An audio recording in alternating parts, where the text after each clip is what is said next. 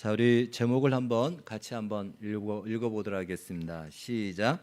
경탄할 수밖에 없는 하나님의 은혜. 네. 오늘 말씀을 통해서 우리가 하나님의 은혜 앞에 경탄할 수밖에 없다라는 이 고백이 또 우리의 고백이 되어지기를 바라겠습니다.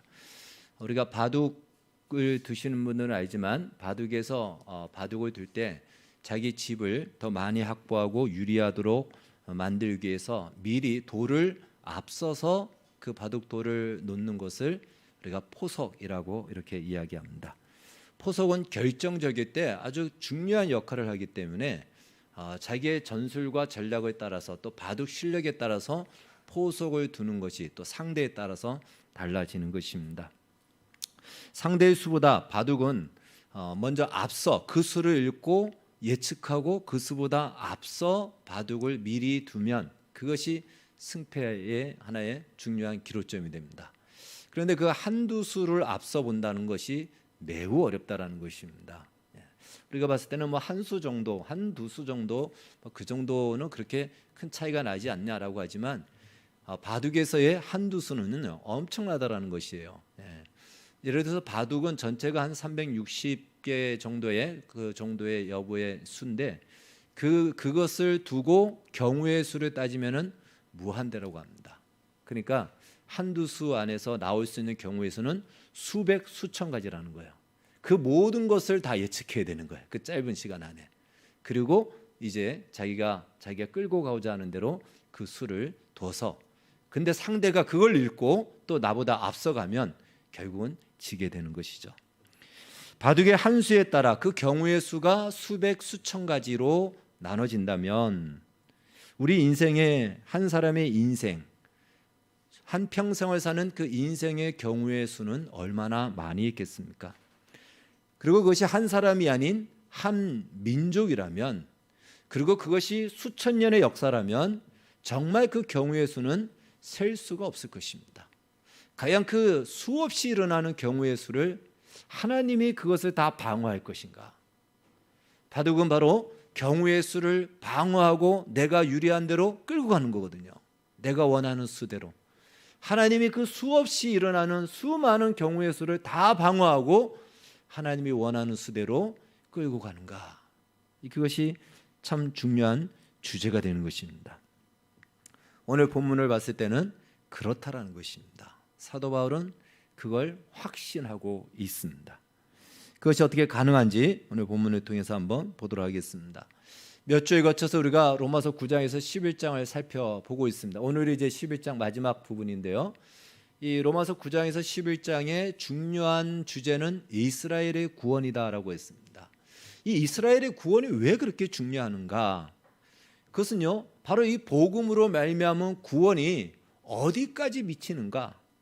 그 하나님의 은혜가 어디까지 미치는지가 그것이 오늘 우리에게 동일하게 적용되어지기 때문에 굉장히 이스라엘의 구원의 문제는 중요한 것입니다. 이스라엘은 일찍이 이방 민족과 달리 하나님으로부터 선택을 받았고 하나님이 함께 하시는 증거를 많이 가졌습니다. 율법도 얻었고요. 그리고 그들과 함께하는 하나님의 흔적의 역사들이 굉장히 많았죠. 또 제사도 있고 언약도 있고 더군다나 그 언약대로 메시아까지 보내줬습니다. 그러니까 이스라엘은 하나님에 대해서 그 어느 민족보다도 가장 많은 경험과 흔적과 증거들을 가지고 있고 약속을 가지고 있었습니다. 그런데 그 약속대로 메시아를 보냈는데 메시아를 거부합니다. 오히려 그 예수님을 메시아를 죽이죠. 예수님을 죽입니다. 예수님께서 다시 살아나십니다. 그 부활의 증거까지 보여주십니다. 그때라도 믿고 돌아와야 되는데 그들은 그때도 그 예수님을 거부하고 이제는 예수를 믿는 사람들조차도 이제는 죽이겠다고 합니다. 이것이 이스라엘입니다. 과연 이런 이스라엘, 그런 이스라엘에게 구원이 임할 것이냐? 이건 참으로 우리에게 중요한 문제가 되는 것입니다. 그들은 그때부터 지금까지 예수를 믿지 않습니다. 사도 바울이 본인이 예수를 믿고 난 뒤에 이 부분이 가장 이해가 되지 않았다는 것이에요. 누구보다도 가장 많은 하나님의 흔적을 가지고 있고 증거를 가지고 있고 하나님이 함께하는 약속들을 가지고 있어서 예수님이 오면 제일 먼저 맞이하고 제일 먼저 영접해야 되는데 오히려 그 예수를 거부하고 죽이고 다시 살아났으면 그때라도 우리가 잘못했습니다, 용서해 주십시오라고 회개해야 되는데 아예 그 예수를 부정하고 이제는 예수 믿는 자들조차도 다 없애버리겠다라고 하는 것이 유대인인 거예요. 그래서 사도 바울은 그것이 너무나도 이해가 되지 않았고 쇼킹이었던 것입니다. 그래서 그러한 이 악질과 또 이렇게 악한 일을 향한 이스라엘에 대해서 그러면 구원이 더 이상 진행되지 않는 것이 아니냐, 이럴 정도로 배신하고 거부하고 그래도 기회를 줬는데도 그것조차도 아예 외면하고 예수를 믿는 자를 다 없애버리겠다고 하는 이 정도라면 이제 이스라엘은 끝나야 되지 않냐 이거죠. 생각해 보십시오. 먼저 그들에게 찾아가셨고 은혜를 주셨고 또 증거를 보여주셨고 약속을 주셨고 이스라엘의 수많은 수천 년의 역사 동안에 얼마나 하나님이 함께 하신 증거들을 보여줬습니까? 그런데 그들은 하나님을 거부하고 약속대로 오신 메시아를 거부하고 죽이고 그 예수님이 부활했음에도 불구하고 그것을 그냥 눈 감아버리고 외면하고 그 예수를 믿는 사람들조차도 이제는 다 없애버리겠다고 하니 이러한 악질 같은 이스라엘을 더 이상 기회를 줘야 되냐, 이런 이스라엘이 과연 구원받을 수 있느냐라고 이렇게 의문을 가질 수가 있는 것이죠. 근데 사도 바울은 뭐라 그러죠? 가능하다라는 것입니다. 그것을 가지고 자기의 예를 들어서 얘기했죠. 자기가 유대인이에요. 자기가 이스라엘 사람입니다. 그런데 그런 자기가 예수를 믿는 정도가 아니고 이 복음을 전하는 사도로 부름을 받았다라는 것입니다. 만약 하나님이 이스라엘을 이제는 끝내버리고 완전히 이제는 끝장내고 버려버렸다면 사도는커녕 구원받는 것조차가 이루어지지 말았어야 되는 것이죠. 근데 바울은 자기 자신이 그 증거라는 것이에요. 하나님이 나에게 이렇게 은혜를 주셨다라는 것은 하나님의 은혜가 우리의 동족 유대인에게 이스라엘에게 여전히 유효하다라는 그 증거를 내세우는 것입니다. 어떻게 그것이 가능한가? 사도 바울이 이렇게 얘기하는 거예요. 이방인의 구원을 보라는 거예요. 이방인들을 구원하신 하나님의 은혜를 따라서 우리도 구원을 받을 수 있다는 것입니다. 왜 그럴까요? 이방인은 하나님에 대해서 아예 생각도 없었던, 전혀 무지했던 민족이었고 사람들이었습니다. 아예 하나님의 하자도 모르고 하나님에 대해서는 관심조차도 없습니다. 구원받을 만한 어떤 조건이나 자격이 전혀 없음에도 불구하고 구원을 받았습니다. 마찬가지로 이스라엘과 유대인들도 바로 구원받을 만한 자격과 조건이 없지만 이방인을 구원한 하나님의 은혜를 따라 이들도 역시 구원을 받을 것이다. 이것이 바울이 확신하는, 하나님의 은혜에 확신하는 바로 선언이고 고백인 것입니다. 얼핏 생각하기에 우리는요, 이방인은 무지했지만 이 유대인들, 이스라엘은 이거는 참으로 하나님을 알면서도 배신했다라는 이런 것 때문에 더 용서받지 못하고 외면받았던 것이 역사적인 어떤 증거이기도 합니다. 기독교 국가가 중세에 유대인들을 아주 멸시했던 이유가 바로 그겁니다. 하나님을 알면서도 하나님의 증거를 가지고 있으면서도 그들은 예수를 죽였다라는 것이에요. 그것 때문에 유대인들이 밉상이 되었죠. 우리가 생각하기에도 그렇지 않습니까? 예를 들어서 어떤 사람이 죄를 지었는데 모르고 죄를 지었다 그러면 우리가 이해의 폭이 넓어요. 아, 몰랐으니까 그럴 수 있겠구나. 알면서 죄를 지었다, 아주 괘씸하게 보는 거죠. 알면서도 아는데 그랬다라는 것은 의지와 의도가 거기에 개입됐다라는 것이죠. 그러니까 고의로 죄를 지은 거 아니야, 알면서도. 그러면서 오히려 똑같은 죄를 지었어도 알면서 죄를 지은 사람에 대해서는 더 가혹하게 처벌을 합니다. 그것이 이제 유대인들과 이스라엘을 향한 세상의 시각이었습니다. 근데 여러분, 모른다고 그것이 죄가 아닐까요? 죄입니다. 무지 자체가 죄입니다. 그래서 우리에게 적용해 볼 수 있습니다. 오늘날 이방인들, 불신자들은 하나님을 모릅니다. 죄가 뭔지도 몰라요. 그러나 우리는 죄가 뭔지를 알아요. 신자들은 죄가 뭔지를 압니다. 죄가 무엇이죠? 내 마음대로 사는 거예요. 하나님 없이 내 마음대로 사는 것이 죄입니다. 그런데 불신자들은 그게 죄인지도 모르기 때문에 모르고 죄를 짓는 거예요. 신자들은 우리는 알아요. 알면서도 우리는 죄를 지어야 안 지어요? 죄를 지어요. 그러면 저 불신자들의 죄는 몰라서 지은 거니까 넘어가지고 신자들의 죄는 너희들이 그렇게 살면 죄라는 걸 알면서도 너희들은 그렇게 죄를 지었다라고 너희들은 더 가혹한 심판을 될 거야. 국물도 없어. 이렇게 할까요? 그렇지 않습니다. 무지해서 몰라서 죄를 지었다고 해서 그것이 그 죄값을 면할 수 있는 그것은 아니라는 것입니다. 오히려 이방인들은 하나님에 대해서 관심이 없었습니다. 그리고 성경을 보니까 하나님도 이방인에 대해서는 그닥 관심 있게 그렇게 성경이 그렇게 말하지 않습니다. 오히려 그 관심은 어디에다 있죠? 이스라엘에게 있었습니다. 하나님의 백성, 내 백성이라고 하는 이스라엘을 향하여 하나님은 온통 지대한 관심을 가지고 있다는 거예요. 그러니까 관심 밖에 있는 이방인들을 하나님이 구원하셨다면 관심이 온통 쏠려 있는 이스라엘, 바로 하나님의 백성은 당연히 구원받지 않겠느냐. 이것이 사도 바울의 논리며 또한 그가 성경을 통해서 확인하는 하나님의 은혜에 대한 확신인 것입니다. 지금도 마찬가지입니다. 하나님이 불신자에 관심이 없는 것은 아니지만 불신자보다도 신자인 우리에게 하나님의 관심은 더 지대하게 있다는 것 기억하십시오. 만약에 그 비교한다면요, 수백 배 이상으로 우리에게 하나님은 관심을 가지고 있습니다. 왜요? 신자를 통해서만 하나님의 구원의 역사가 저 불신자들에게 흘러가기 때문에 그렇습니다. 그래서 오늘 우리에게 하나님은 지대한 관심을 가지고 있는 거예요. 그 논리와 원리와 같은 것이다라는 것입니다. 그렇기 때문에 오늘 바울은 오늘 말씀을 통해서 이방인들에게 너희가 구원받은 것은 구원받을 만한 너희에게 자격과 조건이 있어서 받은 것이 아닌 하나님의 은혜이니까 이 유대인들을 욕하고 저들은 말씀을 가지고 증거를 가지고 이미 알면서도 죄를 지었다라고 비방하고 비난하지 말고 너희도 자만하지 말라라고 이 은혜의 견고함을 다시 한번 알려주고 있습니다. 그러나 우리는 여기서 확인할 것은요, 이스라엘을 통해서 과연 인간이 어디까지 스스로 인간이기를 포기하는가를 우리는 확인할 수 있다는 것이에요. 인간이 과연 어디까지 악해질 수 있는가? 도대체 인간이 어디까지 내려가는가? 그걸 우리는 여기서 이 본문을 통해서 오히려 확인할 수가 있는 것입니다. 여러분, 우리말에 벼룩도 낯짝이 있다라고 합니다. 그 미물의 벼룩도 체면이 있는 것이에요. 근데 이스라엘은 그 벼룩보다도 못하다라는 것입니다. 이사야서의 말씀으로 인용한다면 이사야서는 이렇게 얘기해요. 소는 그 임자를 알고 나귀는 그 주인의 구유를 알건만은 이스라엘은 알지 못하는도다. 즉 짐승보다 못한 자리까지 이스라엘은 스스로 전락하고 떨어졌다라는 것이에요. 그렇지 않습니까?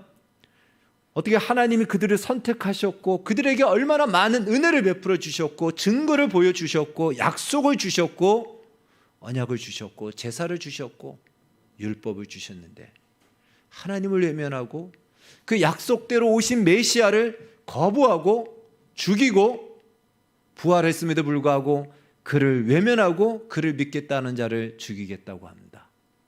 이건 사람이기를 포기하는 것이죠. 이스라엘이 바로 그 자리까지 내려갔다는 것입니다. 여러분, 바로 그 자리는 하나님에 대해서 어떤 관심도 갖지 않고 관심이 있어도 그 뜻대로 살지 않으려고 하는 바로 우리와 똑같은 것이죠. 우리가 있는 자리가 바로 그 자리입니다. 그러니 우리가 어느 누가 자랑하고 뽐낼 만한 인생이 있겠습니까? 놀라운 것은 바로 인간이기를 포기하는 그 악한 자리, 그 자리에 떨어졌는데 불구하고 그 자리에서 하나님이 일하시고 계시더라는 것이에요. 그 자리까지 하나님의 은혜가 쫓아 들어오더라는 것입니다. 하나님의 은혜를 거부하고 인간의 의지로 거부하고 죄가 득실득실하여 과연 하나님은 올 수 없는 그 자리까지 모든 것으로 다 막고 있는 그 자리까지 하나님의 은혜는 그 장벽을 뚫고 바로 그 고통의 자리, 인간 이하의 자리인 그 자리까지 하나님의 은혜가 찾아오더라는 것입니다. 그래서 우리는 하나님의 은혜가 미치지 못할 곳은 없다라는 것을 여기서 확인하게 됩니다. 저 파렴치한 이스라엘도 그래서 구원받을 수 있는 것이에요. 이 땅에 그 은혜가 담지 못할 인생은 아무도 없다라는 것이죠. 그 은혜의 힘이 결코 중단될 일은 이 세상에 그 어떤 것도 없다라는 것입니다. 그래서 우리는 여기서 다시 한번 은혜의 힘이라는 이것을 우리는 발견하게 되죠. 다시 한번 여기서 영어로 한번 해보겠습니다. Power of Grace. 시작. 예. 지난번에 우리가 하나님의 사랑의 힘에 대해서 표현했다면 하나님의 은혜의 힘 같은 것이죠. 그 은혜가 뚫지 못할 장벽이 없다라는 것이에요. 그 은혜를 중단시킬 만한 세상에 그 어떤 것도 없다라는 겁니다. 우리의 죄까지도, 우리가 하나님을 거부하고 우리가 지은 죄까지도 하나님의 그 은혜를 중단시키지 못한다라는 것입니다. 이것이 하나님의 강력한 은혜의 힘인 것입니다. 이것을 31절에서는 너희에게 베푸시는 긍휼로 이제 그들도 긍휼을 얻게 하려 하심이라 라고 함으로써 하나님의 긍휼과 은혜를 입는 데는 이방인들 너희들에게 어떤 조건도 없고 자격도 없었듯이 동일하게 그 은혜가 하나님을 거부하고 외면하고 예수 믿는 자를 죽이는 유대인이라 할지라도 그들에게도 동일하게 그 긍휼하심이 베풀어진다라는 이 확신을 가지고 이 하나님의 은혜의 강력한 힘을 가지고 사도 바울이 이야기를 합니다. 이제 우리는 그 뒤에 있는 32절 말씀을 통해서 우리의 고개를, 성경을 보면서 고개를 갸우뚱거리게 만드는 이 32절 말씀을 통해서 다시 한번 하나님의 은혜가 어떠한지를 발견할 수가 있습니다. 우리 32절을 한번 다시 한번 읽겠습니다. 시작. 순종하지 아니하는 가운데 가두어 두심은 모든 사람에게 긍휼을 베풀려 하심이로다. 자, 이 말씀을 그냥 문자적으로 얼핏 해석하면 하나님이 긍휼을 베풀기 위해서 일부러 모든 사람을 불순종하는 가운데 가두어 두셨다, 이렇게 이해가 돼요. 문자적으로 해석하면. 쉽게 이야기한다면 며칠 굶게 한 뒤에 빵을 주면서 생색을 내는 것 같이 그렇게 이해가 된다는 거예요. 굶기고 난 뒤에 빵을 주면 얼마나 그 빵을 주는 사람 앞에 감사하다고 하겠습니까? 마치 하나님이 은혜와 긍휼을 베풀기 위해서 불순종하는 가운데로 다 밀어넣으시고 그러다가 이제 내가 너희에게 너희 죄를 사하노라. 그래서 아주 그 은혜 앞에 하나님을 찬양하고 막 이렇게 만드는 것 같은 이렇게 인식이 될 수가 있습니다. 그런데 이 말씀은 그렇지 않다라는 것입니다. 욥기에 이 동일한 말씀이 있어서 사도 바울이 욥기의 말씀을 오늘 이 본문 안에서 몇 가지를 다 인용해요. 그래서 욥기의 말씀으로 이 부분을 살펴보겠습니다. 욥기 38장 8절에서 11절 우리 같이 읽겠습니다. 시작. 바다가 그 모태에서 터져 나올 때에 문으로 그것을 가둔 자가 누구냐? 그때 내가 구름으로 그 옷을 만들고 흑암으로 그 강보를 만들고 한계를 정하여 문빗장을 지르고 이르기를 내가 여기까지 오고 더 넘어가지 못하리니 내 높은 파도가 여기서 그칠지니라 하였노라. 아멘. 네. 여기 보면은 바다가 모태에서 터져 나올 때에 문으로 그것을 막은 자, 가둔 자가 누구냐, 이렇게 성경은 얘기하면 똑같은 표현입니다. 9절에서 내가 구름으로 그 옷을 만들고 흑암으로 그 강보를 만들고, 이것이 옛날 성경에는요 원어적으로는 그 강보로 그것을 감싸며 이런 표현이에요. 이런 표현입니다. 이 표현이 우리 개역 개정으로 하면서 이렇게 나온 거예요. 그러니까 우리가 해안가에 가면 파도가 치죠. 파도가 아주 삼킬 듯이 거풀면서 치다가 해안가에 와서는 결국은 이렇게 어느 정도 치고는 스르륵 그냥 죽어버리죠. 그래서 더 이상 못 넘어갑니다. 지금까지 파도가. 그거 왜 그런다고요? 오늘 성경 보니까 하나님이 파도가 나올 때, 거기서 바다가 파도로 모태에서 나올 때 여기까지만 와라, 하나님이 경계를 지어주셨고 그걸 막으셨다라는 거예요. 가두었다라는 것입니다.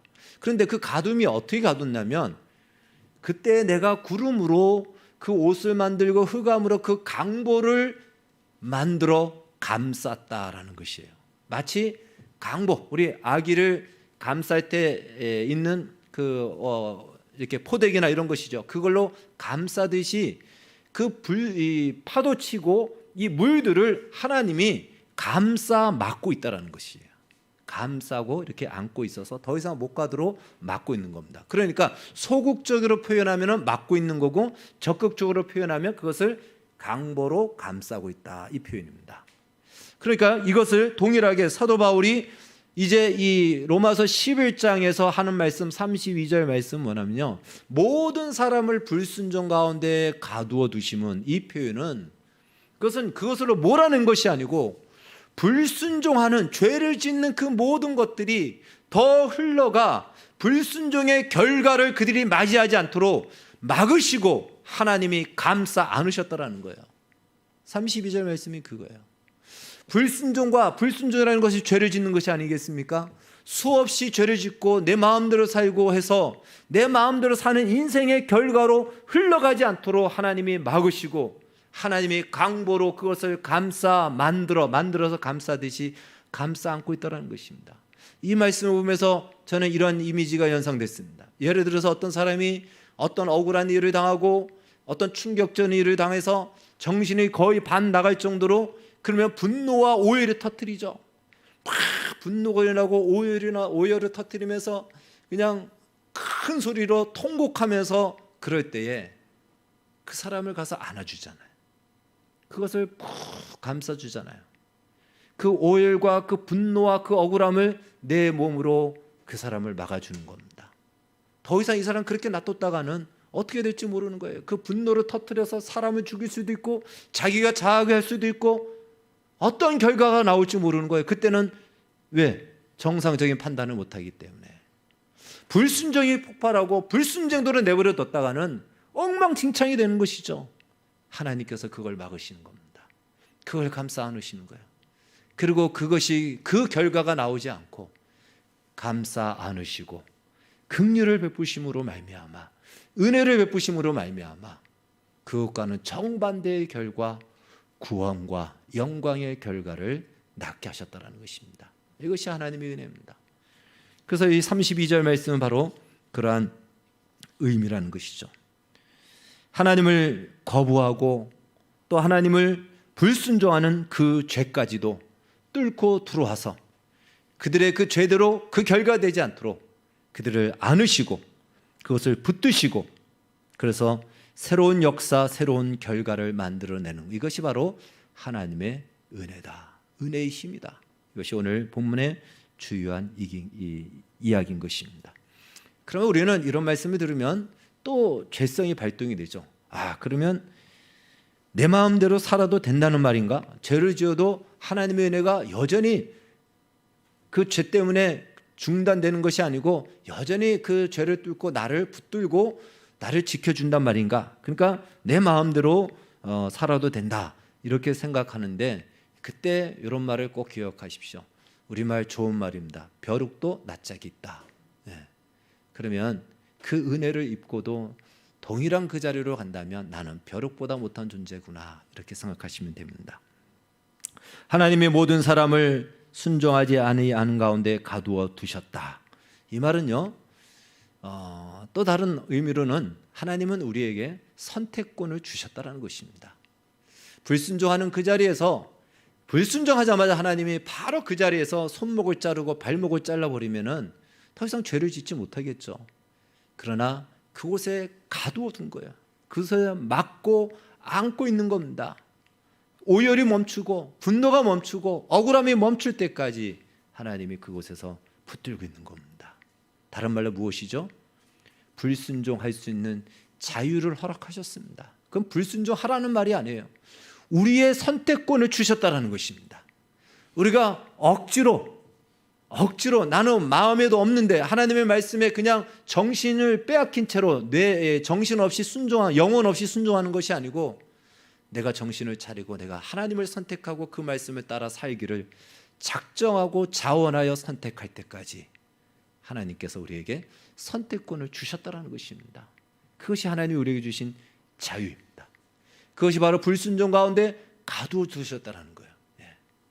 그 불순종으로 바로 심판하지는 않지만, 그래서 하나님께서 우리에게 은혜의 자리로 이끌어 가지만 우리가 행한 대로 하나님께서 처치하고 갚지는 않지만, 그러나 그 죄악대로 흘러가도록 내버려 두지는 않으시겠다는 것입니다.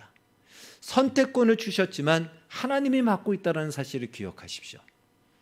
하나님께서 어느 시간이 되어 마침내 하나님의 은혜가 그 불순종과 그 거짓됨과 죄악에서 돌이켜 하나님을 선택하여 긍휼과 은혜를 찬양하는 자리로까지 나오도록 하나님의 손이 함께 한다는 것입니다. 그래서 우리가 예수를 믿고 구원을 받는다, 또 예수를 믿고 구원받았다라고 할 때 이 말의 의미를 우리는 좀 잘 알아야 됩니다. 구원받았으니까 이제부터 나는 천국 갈 보험 들었으니까 이제부터 내 마음대로 산다, 그게 아니에요. 불순종 가운데 하나님이 가두어 두십니다. 가두어 둬서 그곳에서 불순종의 결실이 아닌 영광의 결실을 맺을 때까지, 은혜의 결실을 맺을 때까지, 말씀에 순종하는 자리 때까지 하나님이 감싸 안고 계신다는 사실입니다. 그래서 그 말의 무게와 깊이와 크기가 다른 것이죠. 사실은 우리가 그때 그 불순종 가운데 있을 때 우리의 모습은요, 사실은 못나오고 부끄러운 기억밖에 없습니다. 우리가 아무리 선택을 해봐야 우리의 선택에 선한 것이 없고 열매라고 할 만한 것이 없고 가치라고 할 만한 것을 우리 인생은 선택하지도 못하고 만들어내지도 못합니다. 그곳에서 나오는 것들은 다 고집이요, 방탕함이요, 또 거짓됨이요, 욕심, 그것밖에 없는 거예요. 모든 사람들이 순종하지 아니하는 가운데서 내보일 수 있는 것은 그것입니다. 사실은 나중에 우리가 예수를 믿고 돌아보면은 불순종 가운데 하나님이 가두어 두셔서 우리에게 선택권을 주셨지만, 기억해 보면은 기억하고 싶지 않고 말하고 싶지 않고 부끄러워서 어리석어서 그러한 내 인생을 살았다는 것 자체가 얼마나 창피한지 할 만한 흑역사의 모습들밖에 없다라는 거예요. 그래서 내가 무슨 죄를 짓고 그래서가 아니에요. 죄를 짓지 않고 세상적으로 잘 나가고 성공하고 그래도 마찬가지라는 것입니다. 옛날에 그 이상구 박사님이 다니엘 기도에 나와서 간증할 때 그렇게 얘기하지 않았습니까? 그분이 굉장히 우리나라에서 유명한 또 의사로서 미국 가서도 제일 먼저 성공하고자 그 동기들 중에서, 그래서 엄청나게 성공을 했어요. 그 당시에 어려운 벤츠도 끌고 뭐 엄청나게 성공했습니다. 사람들이 봤을 때는 다 대단하죠. 근데 그분이 솔직히 고백합니다. 그 모든 것 다 동기들과 동창들 앞에 내가 제일 잘났다라는 걸 드러내기 위해서 일부러 벤츠를 사고 일부러 동창회 안 가다가 동창회 한다 그러니까 그걸 끌고 가고 그랬다라는 거예요. 그렇다라는 겁니다. 세상에서 성공해도 그 속 중심을 보면 자기 자랑밖에 없고 자기 의의를 내세우는 것, 자기 만족을 위한 것밖에는 결과된 것이 없습니다. 주님 앞에서 보면 다 부끄러운 거예요. 다 어리석은 거고 다 헛된 인생을 살았구나라고 할 만한 것, 그것이 바로 불순종 가운데서 우리에게 선택권을 주신 하나님께서 주셨을 때 우리가 그것을 쓰는 것이 그것밖에는 안 된다라는 것입니다. 그래서 하나님께서는 그걸 감싸 안으시고 이제 은혜와 긍휼의 결과로 우리에게 하나님이 창조의 새 역사를 펼쳐주셔서 이제 비로소 우리는 우리가 기존에 우리의 것으로는 만들어낼 수 없는데 하나님이 우리의 인생을 통해서 영원하고 가치 있는 인생으로 만들어 가시고 열매 맺게 하시는 인생을 비로소 우리는 살 수가 있는 것입니다. 그리고 그 대상이 바로 이방인도 대상이고 이스라엘도 바로 그 대상이다. 이것이 사도 바울의 오늘 고백인 것입니다. 그래서 우리는 역사를 통해서 그리고 우리가 매일 예배를 통해서 확인하고 경험하는 것입니다. TV 프로 중에 세상에 어떻게 이런 일이라는 프로그램이 있었죠. 우리는 신앙생활하면서 우리가 바로 이 프로그램의 주인공인 것을 기억하셔야 됩니다. 세상에 어떻게 우리가 하나님의 자녀가 되고 생명을 얻고 예수를 알게 되고 영원함을 알게 되고 하나님의 영광이라는 것을 바라볼 수 있단 말인가? 예수를 믿기 전에는요, 이런 가치에 대해서는 조금도 생각할 수도 없습니다. 아예 생각하지도 못해요. 무엇이 옳고 그른지도 몰라요. 그냥 자기 편의의 양심과 세상에서 말하는 법을 어기지 않으면 잘 살았다고 얘기합니다. 우리와 비교가 됩니까? 비교가 되지 않아요. 그들이 말하는 도덕성은 우리에게서는 새끼 발가락도 못하는 것입니다. 우리는 그만한 도덕성을 이미 가지고 있는 거예요. 왜요?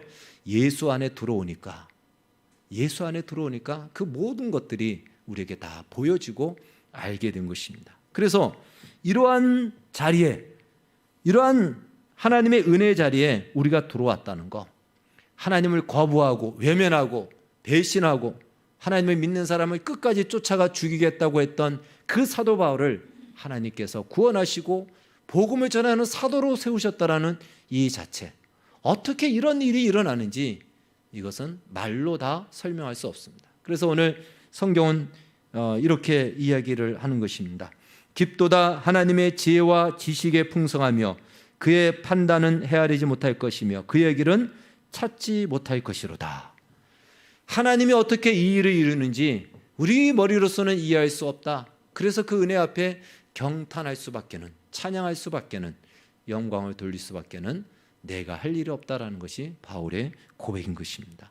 여러분, 우리의 이해로는, 우리의 머리로는 이해할 수 없습니다. 왜 그럴까요? 우리의 상상과 이해와 우리의 모든 것보다 훨씬 크시기 때문에 그래요. 하나님의 은혜가. 앞서 서두에 말씀드린 것처럼 바둑에서도 그 한 5수 정도가 경우의 수가 수천조가 나온다 그래요. 수조가 나온다 그래요. 그런데 한 인생과 또 한 민족과 온 인류와, 그리고 그것도 100년, 200년이 아닌 수천 년 동안 이루어지는 얼마나 많은 경우의 수를 하나님은 그 은혜가 다 방어해낸 거예요. 그 은혜가 감당하지 못할 것이 없었다라는 것입니다. 오히려 그것을 감당할 뿐더러, 그것을 감수할 뿐더러 하나님의 수대로, 하나님의 계획대로 오히려 우리를 이끌어 가시는 이 하나님의 놀라운 은혜, 이거는 말로 필설할 수 없다. 그래서 우리는 그것을 가지고 뭐라고 얘기하죠? 무한이라는 말을 하고 영원이란 말을 하는 겁니다. 우리가 그것을 이해할 수 없기 때문에 믿음이란 말을 하는 것입니다. 하나님의 은혜는 무한하다, 하나님의 은혜는 영원하다라는 것이 길이가 아니고 그 양을 얘기하는 거예요. 양을 얘기하는 겁니다.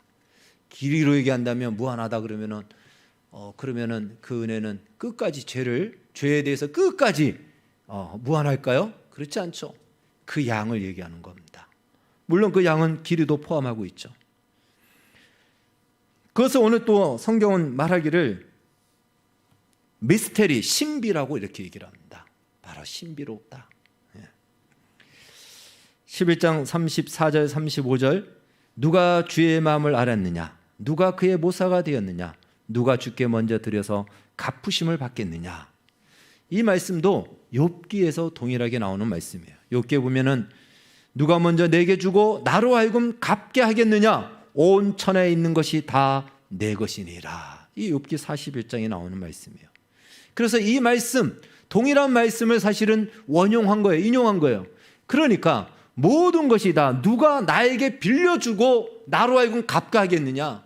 하나님이 그렇게 말씀하십니다. 모든 것이 다 나의 것이다. 사도 바울이 바로 이어서 36절, 우리 36절 이렇게 고백합니다. 시작. 이는 만물이 주에게서 나오고 주로 말미암고 주에게로 돌아감이라. 그에게 영광이 세세히 있을지어다. 바울은 마침내 하나님의 은혜의 실체를 보고 경탄할 수밖에 없는 그 자리에 이르게 된 거예요.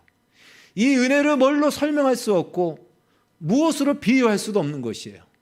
어떻게 설명할 수, 필설할 수 없다. 누가 이 은혜, 이 하나님의 일하심을 알 수 있겠고 말할 수 있겠느냐? 이 모든 것은 하나님이 시작하셨고 하나님이 방법이 되고 도구가 되고 과정이 되어 마침내 하나님이 결과로 결론을 짓는다. 하나님이 다 하신다. 이 얘기를 하는 것입니다. 욥도 우리가 욥기를 보서 욥이 많은 과정을 거쳤죠. 그러면서 하나님께 많이 물어봤죠. 하나님, 도대체 세상에 이런 일이 있을 수 있습니까? 어떻게 이런 의인이 고난을 받고 악인이 잘 되는 일이 있고 왜 내가 이런 고통을 받아야 됩니까? 해서 별의별 이야기를 다 했죠.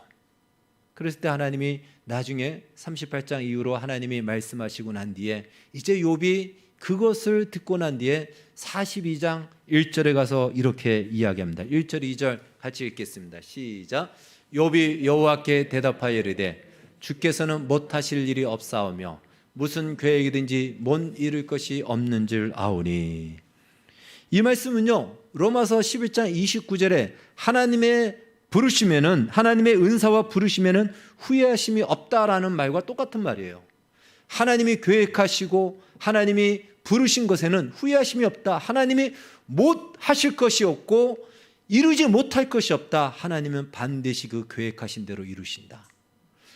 어떠한 무엇이 그것을 가로막을 수 없다. 우리의 죄까지도, 이스라엘의 반역까지도, 이스라엘의 배신까지도, 이스라엘의 파렴치한 벼룩보다 못한 그 행동까지도 하나님의 은혜를 막을 수 없고 그 은혜의 질투를 중단시킬 수 없고 방해할 수 없다라고 말씀하시는 것입니다.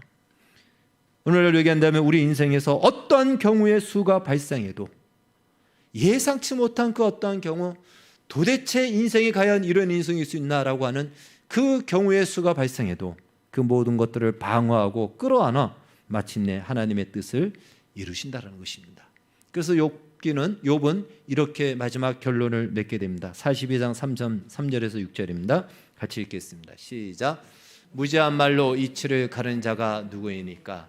나는 깨닫지도 못한 일을 말하였고 스스로 알 수도 없고 헤아리기도 어려운 일을 말하였나이다. 내가 말하겠사오니 주는 들으시고 내가 주께 묻겠사오니 주여 내게 알게 하옵소서. 아멘. 자, 42장 우리 5절 말씀, 2절 말씀 다시 한번 좀 열어주시기 바라겠습니다. 2절에서 5절까지 한번 열어주십시오.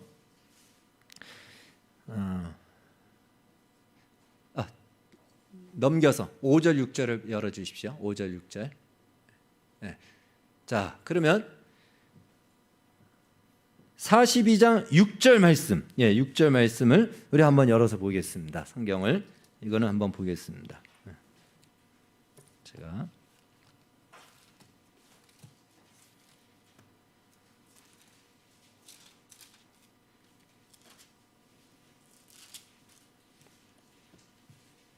(5절 6절) 같이 읽겠습니다. 5절 6절.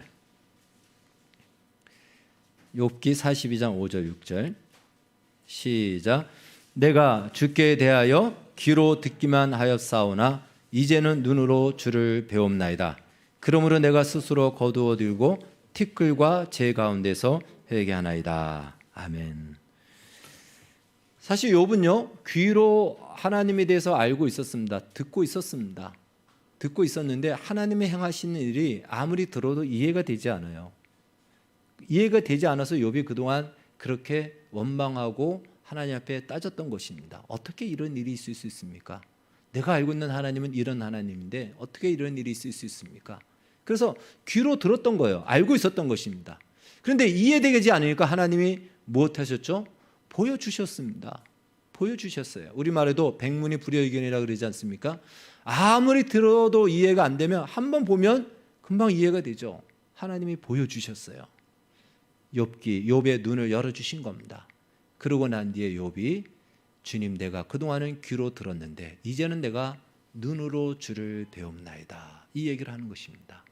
하나님의 하시는 기가 막힌 신비 외에는 말할 수 없는 이 일들, 우리는 이 악이 악으로 결과될 것 같고 불순종이 심판과 형벌로 끝날 것 같았는데 그걸 감싸 안으시고 가두어 두심으로, 은혜와 긍휼을 베푸심으로 그 결과가 형벌과 죄로 끝나지 않고 영광과 은혜와 구원으로 역사되게 하시는 하나님의 이 일하심, 그건 무엇으로도 설명할 수 없습니다. 하나님이 하십니다. 이걸 욥이 깨달은 것이에요. 마찬가지입니다. 바울도 그걸 깨달은 거예요. 수천 년의 역사를 통해서 이제 눈을 열어주니까 하나님이 일하셨구나, 하나님이 하나님의 뜻대로 이루어 가시는구나, 이걸 비로소 본 거예요. 무슨 하나님의 모습을 본 것이 아니고 하나님께서 눈을 열어주시니까 그걸 비로소 봄으로 말미암아, 이제 펼쳐진 그 역사를 봄으로 말미암아 이는 만물이 주에게서 남고 주로 말미암고 주를 위하고 주께로 돌아감이라, 이 고백을 하게 되는 것입니다. 사랑하는 여러분, 우리의 인생 속에서 우리 중에 어떤 한 명도 구원받기에 나는 합당하다라고 해서 구원받은 사람은 아무도 없을 겁니다. 아무도 없어요. 구원받을 만한 조건과 자격이 우리에게는 없습니다.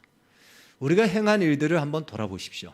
하나님이 선택권을 주었던 우리의 시간들을 돌아보십시오. 아무 쓰잘데기도 없는 것에 우리의 인생을 다 낭비하지 않았습니까? 우리가 가지고 있는 힘을 다 영원하지 못하고 잠시적이고 찰나적이고 단시간적인 것에 우리의 모든 인생을 다 쏟아붓지 않습니까?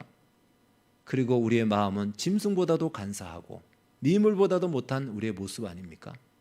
그런 우리가 구원을 받았어요. 왜? 어떻게? 우리는 알 수 없습니다. 하나님의 은혜가 그 자리를 뚫고 와서 그 모든 경우의 수를 다 감싸 안으시고 우리를 하나님의 자녀로 구원의 자리로 그리고 새 역사를 펼치는 자리로 우리를 부르셨습니다. 그러고는 이제 우리의 인생을 통해서 하나님은 우리는 전혀 생각하지도 못했던 상상할 수도 없는 생명의 열매를 맺게 하시고 진리의 열매를 맺게 하시고 거룩의 열매를 맺게 하십니다.